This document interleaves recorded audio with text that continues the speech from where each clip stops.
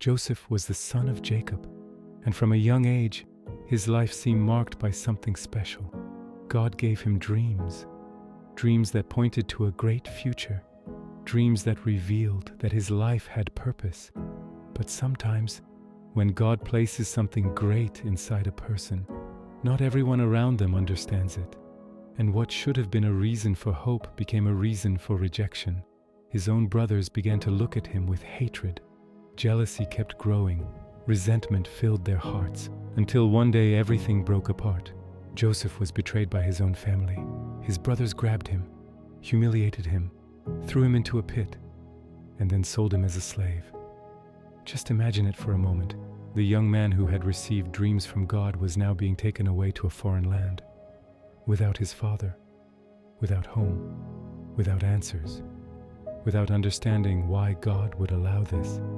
And maybe that speaks to you today too, because sometimes God gives you a promise, but the road to it looks like the exact opposite. Joseph arrived in Egypt as a slave. He did not arrive as a ruler.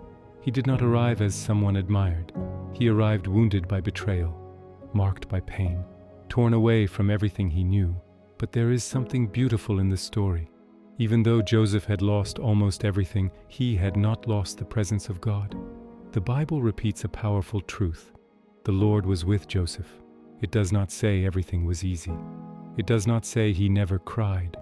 It does not say he never felt alone. It says God was with him. In Potiphar's house, Joseph began again. He served, he worked, he was faithful, and God made what he did prosper. But when it seemed like his life was finally becoming stable, injustice came again. He was falsely accused, and he ended up in prison. Once again the blow, once again the dissent, once again the silence, once again the question so many people ask, Lord, if I am trying to do what is right, why is this happening to me? Joseph's story teaches something very deep. Doing what is right does not always spare you from immediate suffering, but it does keep your life inside the purpose of God.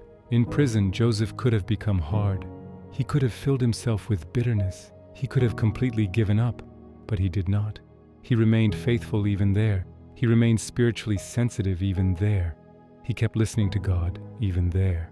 Sometimes we think God's purpose is only fulfilled in great settings, in visible moments, in bright and celebrated seasons.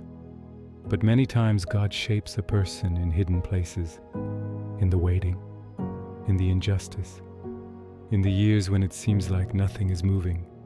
Joseph was not wasting time. God was preparing him. In prison, Joseph interpreted dreams. And even though for a moment it seemed that this would open a door, he was forgotten. Forgotten. What a painful word. Because one thing is to suffer, and another is to feel that no one remembers you, that no one comes back for you, that no one takes you out of the place where you are stuck. But even though others forgot him, God did not forget him, and that changes everything. Because when God has spoken a word over your life, time does not destroy it, waiting does not erase it, injustice does not cancel it. Then came the day when Pharaoh had dreams no one could interpret, and Joseph's name was mentioned again. He was taken out of prison. He was brought before the king. And in a single moment, God opened the door that had seemed closed for years. Joseph interpreted the dream. He announced what was coming upon the land, and Pharaoh placed him in authority. The young man sold by his brothers, the slave, the prisoner, was now being lifted up to govern, not because the pain had been good, but because God had known how to use every season without ever losing control. When the famine came upon the land, Joseph's brothers went to Egypt looking for food, and without knowing it, they stood before the brother they had betrayed. That moment must have been impossible to describe. The past was suddenly standing in front of him.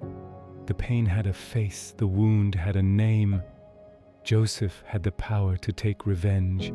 He had the authority to humiliate them. He had the opportunity to return the damage.